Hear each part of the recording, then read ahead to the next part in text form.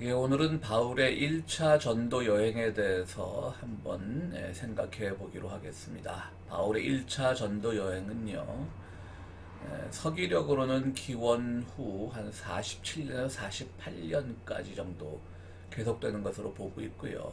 물론 이 연도가 정확한 것은 아닙니다. 그리고 사도행전 13장, 14장에 걸쳐서 사도 바울의 1차 전도 여행에 대한 기록이 나와 있습니다. 오늘은 1차 전도 여행뿐 아니라 1차 전도 여행을 마치고 사도 바울은 예루살렘 사도회의에 참석을 하죠. 세 번째로 예루살렘을 올라간 겁니다. 회심했을 때부터 계속해서 예루살렘의 그 사도회의 문턱을 노크했었는데요. 그것이 여의치 않았었고요. 그리고 세 번째 올라가서 비로소 거기서 이방인의 사도로 인정을 받습니다. 그래서 그것이 사도행전 15장 1절에서 35절까지 나와 있고요. 오늘은 그까지도 포함시켜서 한번 공부를 해볼까 합니다. 말씀드렸듯이 바울의 1차 전도 여행은요. 사도행전 13장 1절부터 14장 28절까지 나와 있고요.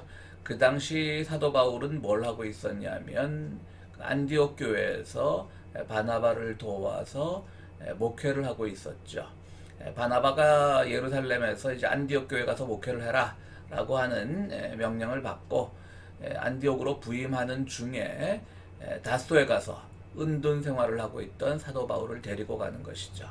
그러니까 여기엔 몇 가지 이제 우리가 추정이 가능합니다. 성서에선 자세한 것이 나와 있지 않지만요. 한 15년 세월 동안 어떻게 보면 크리스찬 공동체, 새로운 예수 공동체와 아니면 원사도 공동체와 접촉이 없던 사도 바울인데 어떻게 바나바가 그를 기억하고 다소까지 데리러 갔을까라고 하는 데서는 많은 추정만 있죠. 우리가 확정 질 수는 없습니다. 어쨌든 사도 바울은 자기의 분야에 있어서는 상당히 인정을 받고 있었던 것만은 틀림없습니다. 사람이 똑똑하다, 사람이 가능성이 있다, 그런 소문이 있었겠죠. 그러니까 바나바가 그를 데리고 이제 안디옥으로 부임하는 겁니다. 거기서 1년 정도 목회를 한 뒤에 바나바와 바울은 이제 1차 전도여행을 떠나게 됩니다. 지도가 나와 있는데요. 이 지도를 보시면 여기 이제 그 오른쪽 부분에 안디옥, 실루기아라고 하는 위에 안디옥이 있습니다. 여기는 지역적으로는 시리아입니다. 상당히 그 당시 시리아는요, 기원전 한 3, 4세기경에 아주 강대국이었죠. 이스라엘을 식민지화했던 적도 있고요. 그렇기 때문에 이 안디옥 도시도 상당히 번성한 도시였고 유대인들이 많이 살았던 것으로 알려져 있습니다. 이 안디옥을 출발해서요, 이제 구브로섬, 밑에 있는 지도는 이제 영어 명칭이고 위에 있는 명칭은 이제 우리 한글 명칭인데 구브로스, 그러니까 사이프러스, 그것도 영어식 발음이죠. 정확하게 말하면 원어를 중시하면 키프로스가 되겠습니다. 그 키프로스 섬을 둘러서 쭉 다시 터키 쪽으로 돌아가서 이렇게 화살표 방향으로 보시면요, 안디옥, 터키에도 안디옥 지역이 하나 더 있었습니다. 그리고 이고니온, 또 더베라고 하는 곳에 갔다가 다시 한번 이렇게 또 돌아오게 됩니다. 다시 왔던 곳으로 돌아와서 지중해를 건너서 안디옥으로 돌아가는 것으로 1차 전도 여행은 마치게 되는 것이죠. 그리고 곧이어서 이제 예루살렘 사도회의에 참석을 하게 됩니다. 안디옥은 말씀드렸듯이 상당히 큰 도시였고요. 여기서 이제 그들을 무엇이라고 부를까? 유대인 같지는 않고, 그래서 우리가 말하는 크리스찬, 그리스도인이라고 하는 명칭이 안디옥 교회에서 따로 모이는 사람들을 향해서 주변의 사람들이 그들을 부르는 과정에서 크리스찬, 그리스도인이라고 하는 명칭이 생겨났습니다. 이 교회는 구제 사업도 아주 열심히 했었고요. 당시에 이제 유대인 공동체가 컸기 때문에 니골라, 아가보보, 바다바, 니게르, 시므온, 루기오, 사울, 그러니까 바울이죠. 이런 사람들이 많이 있었습니다. 그런데 이제 1년 정도 이제 목회를 하다가 비로소 이제 바나바와 바울은 1차 전도 여행을 떠나게 됩니다. 제일 먼저 도착한 곳이 바로 키프로스 섬이죠. 키프로스 섬은 오늘날 관광지로서도 매우 유명하고요. 또 그리스 신화로서 보면 아프로디테, 그러니까 사랑과 미의 여신이 태어난 곳으로 그런 전설을 갖고 있는 곳이기도 합니다. 특히 또 이 키프로스 섬은요, 아주 자연경관 아름답지만 우리 한국과 마찬가지로 남북이 분단되어 있습니다. 그리스 정권의 지원을 받는 쪽하고요, 또 터키의 지원을 받는 쪽이 이렇게 분단이 되어 있지만 그 분단 상황이 우리처럼 첨예하지는 않은 것으로 알려져 있고, 지금은 뭐 이 코로나 때문에 관광이 다 그쳤겠지만 아주 관광객으로 관광 수입이 높은 곳으로도 유명합니다. 그래서 바로 여기서 이제 둘러서 그는 여러 가지 이제 선교 사역을 하게 되는데요. 맨 처음에 이제 구브로 섬에 도착해서는 키프로스 섬이죠. 바나바 바울이 여기서 이제 실람이라고 하는 곳을 가로질러서 바보, 여기 영어 명칭으로 보면 이제 팔폴스가 돼 있죠. 이 바보에 도착해서 그곳에서 유대인 거짓 선지자 바예수, 즉 박수무당이라고 할 수 있죠. 엘루마를 만나서 그와 함께 있었던 지혜 있는 총독 서기오 바울이라는 사람을 만나게 됩니다. 어쨌든 1차 전도 여행에서 또 서기오 바울 비슷한 이름을 만났죠. 서기오 바울은 그 당시만 해도 이제 사울이라는 이름과 바울이라는 이름이 공동적으로 쓰이면서 주로 사울로 불리게 되었습니다. 어쨌든 서기오 바울은 사울을 청해서 하나님의 말씀을 듣기를 원했는데요. 엘루마가 방해를 하는 것이죠. 그 지역은 엘루마의 일종의 뭐 앞마당 같은 곳이었습니다. 자기의 종교가 위협받을 것을 두려워한 엘루마는 이를 방해하고요. 거기서 바울이 엘루마를 저주하니까 그가 앞을 보지 못하는 사건이 발생했고요. 또 총독 서기오 바울은 그리스도 복음을 받아들이게 됩니다.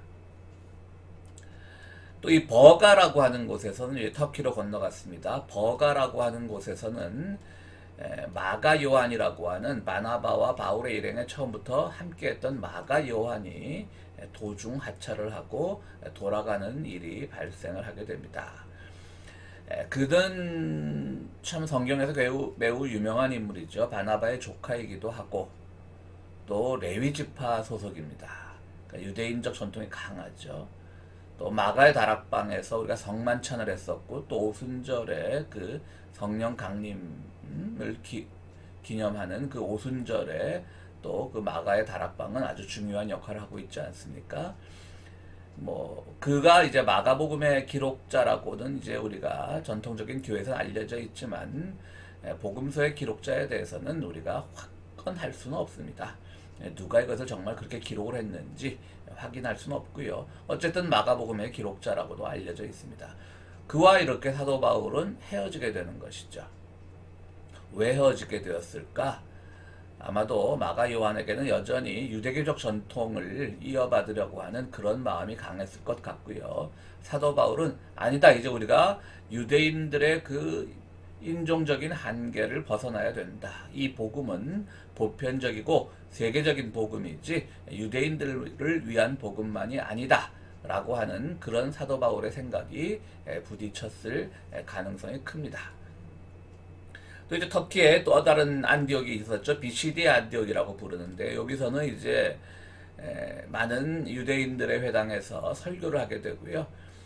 그때 바울의 설교는 이스라엘의 40년 광야 생활과 가나안 정복, 또 여러 가지 구약의 역사를 중심으로 설명을 하면서 결국 그 모든 예언들이 그리스도에게 와서 성취가 되었다라고 하는 그런 식의 설교를 하게 됩니다. 그러니까 이것이 어떻게 보면 우리가 오늘날 기독교인들에게는 너무나 당연한 가르침이지만요.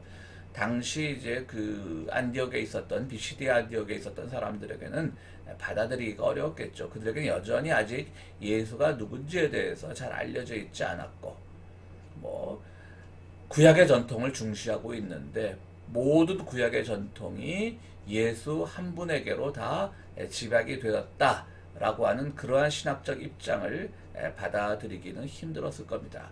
그래도 어쨌든 또 그 마을의 힘이, 그 말씀에 힘이 있으니까 사도 바울을 여러 군데서 초청을 해서 말씀을 듣고 일부는 비방하고 일부는 받아들이고 하게 되면서 그 비시디아 안디옥에서 여러 가지 갈등의 요인이 나타나게 됩니다. 다음은 이제 이고니온이라고 하는 곳에 가게 되죠. 거기서는 이제 사도행전 14장 1절부터 7절인데요. 그러니까 사도행전 14장이 시작된 겁니다. 이곳은 이제 안디옥의 동남쪽에 위치한 이고니온인데요. 그곳에서도 유대인 회당에서 복음을 전합니다. 그런데 유대인들이 이곳에서도 이방인들을 선동해서요, 이들을 방해하게 합니다. 유대인들은 남들이 알아주든 말든 그들이 가장 중심에 있다고 믿는 사람들 아닙니까? 그런데 유대인들과 달리 이방인들은 사도 바울의 그 복음을 잘 받아들이는 것 같으니까 그들까지도 선동해서 악한 감정을 갖게 만드는 것이죠. 그러나 사도행전 14장 3절에 나와 있듯이 사도 바울은 주를 힘입어 담대히 말씀을 선포하고자 표적과 기사가 일어났다고 되어 있습니다. 어쨌든 성내에서는 뭐 반사울파와 친사울파가 이렇게 서로 분란하게 되고 또 반사울파에서는 두 사도를, 그러니까 바나바와 바울 두 사도를 돌로 치려고 달려들어서 다른 곳으로 피하게 되는 일도 발생하게 됩니다. 그다음에 이제 루스드라와 너베라고 하는 곳에 다 터키 지역이죠. 사도행전 14장 16절부터 나오는데요. 여기서도 이제 많은 기적과 이사를 베풉니다. 이고니온의 그 동남쪽에 위치한 루스드라에서 태어나면서부터 앉은뱅이가 된 사람이 설교를 열심히 듣고 있었죠. 그러자 사도 바울은 큰 소리로 당신의 발로 바로 일어서서 걸어가라 라고 하자 그가 뛰어 걷게 되는 그런 이적도 사도 바울은 발휘하게 됩니다. 그러자 사람들은 놀라게 되는 것이죠. 많은 사람들이 놀라서 신들이 사람의 형상으로 우리에게 내려오셨다 이렇게 외치게 됩니다. 그러니까 예수님이 아니라 사도 바울을 보고 신들이 사람에게로 내려왔다 이렇게 외치게 됐던 것이죠. 그래서 그 당시 이제 뭐 그리스 무다권에 있었으니까 그리스식의 신화를 섬기는 신당이 많았겠죠. 그곳에 제사장들이 찾아와서 바나바를 스스입니다. 스스라고 부르고 바울을 하메라고 불렀던 것입니다. 스스는 바로 제우스의 이제 우리 한글식 발음이고요. 바로 하메 그것은 제우스의 아들이었는데요. 하메라고 하는 이름은 그 신의 이름은 오늘날 영어의 hermeneutics 그러니까 해석학이라는 말의 어원이 되죠. 그러니까 아마도 바나바는 이제 원론적인 약간은 유대교적인 그런 선포를 했을 것이고요. 바울은 혹시라도 이것이 유대교의 일파가 아니라 새로운 종교라는 것을 강조해야 되니까 혹시라도 사람들이 오해를 할까봐 바나바의 말을 풀어서 해석해서 그 하메처럼 그렇게 해석을 했기 때문에 사람들은 바울을 하메라고 불렀던 것 같습니다. 어쨌든 이렇게 두 사도를 그리스 신화에 나오는 신처럼 섬기려 하자 두 사도는 이를 완강히 거절하고 그들을 향한 제사를 절대로 드리지 못하게 하면서 그곳을 떠나게 됩니다. 한편 안디옥과 이고니온에서 왜 바울을 반대하는 사람들이 많았지 않습니까? 그들이 루스트라까지 와서 무리를 선동해서 또 바울을 돌로 쳐 죽이려고 하고요. 성 밖으로 끌어내버립니다. 바울 곁에 많은 사람들이 둘러서 있었는데요. 바울은 그 성에 다시 과감하게 용감하게 들어가서 또 복음을 전하게 됩니다. 그리고 다시 그 더베까지 갔다가 이제 돌아 나오게 됩니다. 왔던 코스를 그대로 돌아 나오게 되는 거고요. 왔던 교회들이 그들의 말씀에 충실하고 있나를 잘 살펴보게 됩니다. 물론 돌아오는 길에는 키프로 섬은 들르지 않게 됩니다. 그래서 사역지를 다시 방문하면서 많은 사람들에게 권면하고 안디옥 교회로 귀환하게 됩니다. 이 전도 여행에서 사도 바울은 많은 또 한계도 있었겠죠. 많은 또 단점도 있었을 겁니다. 그러나 여기서 사도 바울이 특별히 깨달았던 것은 사울이란 이름과는 이제 결별을 정말 할 때가 되었다. 사울로도 불리고 사도 바울로도 불렸지만 이제는 바울, 제가 바울의 이름에 대해서 강의할 때 말씀드렸듯이 꼬맹이로 불리면서, 그러나 그 키프로스의 총독이었던 서기오 바울처럼 그것이 별명이 아니라 그냥 자기는 뭐뭇이라고 하는 이것은 정식 이름이라고 하는 그런 전미사를 붙여서 자기의 이름을 바울로 완전히 굳히게 됩니다. 그는 이제 유대교적인 요소와 완전히 결별하기를 원했던 것이죠. 물론 그것이 첫 번째 강에서도 말씀드렸듯이 사도 바울이 유대교적 요소와 완전히 결별했느냐 아니냐는 학문적 논쟁의 여지가 있습니다. 그러나 전통에 있어서는 결별하고 그 내면과 신학과 사상의 가르침, 영향력에 있어서는 받아들였다라고 하는 것으로 이해하는 것이 옳다고 생각을 합니다. 그는 이제 사울이 아니라 바울이 되었던 것입니다. 어쨌든 이렇게 전도여행을 마치고 와서 비로소 그들은 이제 예루살렘으로 다시 올라가서 사도들과 만나서 담판을 짓기로 원하는 것이죠. 그 마가 요한을 다시 돌려보내면서 마가 요한이 스스로 돌아가기도 하겠지만요. 바나바와는 친족 관계이기 때문에 바나바가 좀 섭섭했을 것도 같은데요. 어쨌든 바나바는 참 덕망이 있고 훌륭한 사람 같습니다. 왜냐하면 끝까지 사도 바울의 선교여행을 했고요. 또 예루살렘, 세 번째로 예루살렘에 올라간 그 사도회의에서 사도 바울이 인정받는 데에 인정받을 수 있도록 많은 노력과 협조를 했기 때문입니다. 특히 그 당시 이제 우리가 예루살렘 공의회라고 하죠. 거기서 문제가 됐던 것은 바로 할례 부분입니다. 유대교 전통에 있으면 할례라고 하는 것은 당연히 받아야 되는 것이죠. 그런데 사도 바울과 바나바가 선교 여행을 하다 보니까 유대인들만 있는 것이 아니라 이방인들도 믿기 시작한 그런 증거들이 나옵니다. 또 유대인들 중에서도 일부는 그 할례에 대해서 부정적인 생각을 가지고 있는 사람들도 있습니다. 그래서 치열하게 이제 대립을 하게 되는 것이죠. 사도들과 많은 회의를 했을 것입니다.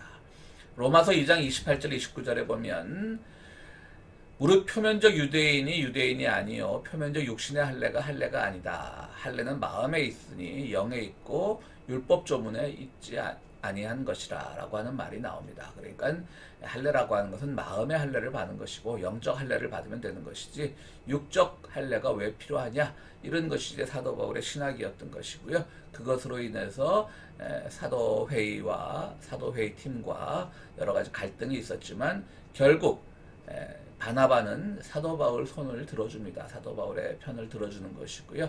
결국 그들이 내린 결론은 십자가로 충분하다라고 하는, 크리스찬의 표적은 십자가만 있으면 된다라고 하는 그런 결론을 내리게 되는 것이죠. 어쨌든 1차 전도여행을 거치면서 사도 바울은 이제 비로소 사울에서 바울이 되는 것이고요. 그러면서 그는 이제 유대 예루살렘 회의에서 사도들이 많이 인정을 했던 모양입니다. 그래서 또 유다라고 하는 사람과 실라라고 하는 사람을 또 2차 전도여행을 가면 그들을 함께 조인해서 보내도록 그렇게 또 후원을 아끼지 않습니다. 그런데 여기서 정말 있어서는 안 될 사건이 발생하죠. 이제 사도행전 15장 내용인데요. 바울이 이제 그 여러 제2차 전도여행 팀을 꾸리게 되자 바나바는 그의 조카 마가를 함께 데리고 가자고 말합니다. 마가는 바로 1차 전도여행에서 중간에 돌아갔던 사람입니다. 그러자 말도 없이 전도 여정에서 이탈한 마가를 절대 데리고 갈 수는 옳지 않다. 데리고 갈 수는 없다라고 바울은 주장하고요. 바나바는 그에 대해서도 끝까지 또 마가가 함께 해야 된다라고 그렇게 말을 합니다. 여기서 서로 심히 다투었다라는 말이 나오는데요. 헬라어로 하면 파록시즘이라고 하는 말이라고 합니다. 그러니까 이 말은 원어적으로 해석을 하면 그냥 서로 발작적으로 싸웠다, 뭐 이런 말이라고 합니다. 그러니까 아주 심하게 싸운 거죠. 바나바는 자신의 조카이기도 하지만 예루살렘 교회의 모태라고 할 수 있는 그 마가의 다락방, 사실은 거기서부터 처음 교회가 시작된 거라고 봐도 과언이 아니죠. 그 마가의 다락방의 전통을 가지고 있는 마가를 데리고 가고 싶었을 것이고, 또 바울은 그의 완벽한 성격상 그리스도의 복음을 전하는 일에 그렇게 무책임하게 말도 없이 짐을 싸서 돌아간 1차 전도 여행 때요, 그를 데리고 갈 수는 없다, 이렇게 생각을 했던 것이겠죠. 어쨌든 그러면서 2차 전도 여행부터 바울은 바나바와 별도로 선교 여행 팀을 꾸리게 됩니다. 이렇게 우리는 1차 전도 여행과 서기 한 50년경에 있었던 예루살렘 공회를 간단하게 살펴봤는데요. 여기서는 바울에 대해서 우리가 이제 사울이라는 이름을 완전히 버리고 바울이 되는데요. 바울에 대해서 한번 생각해 보면 그는 확실히 판단은 옳은 사람이었다. 그것은 뭐 14년에서 뭐 17년까지도 추정되는 그런 아라비아와 다소에서의 그 은둔 생활, 혼자 공부하는 생활이 많이 도움이 됐고, 거기서 자기만의 독특한 신학적 입장을 바로 잡았을 것이다 라고 생각을 해볼 수가 있습니다.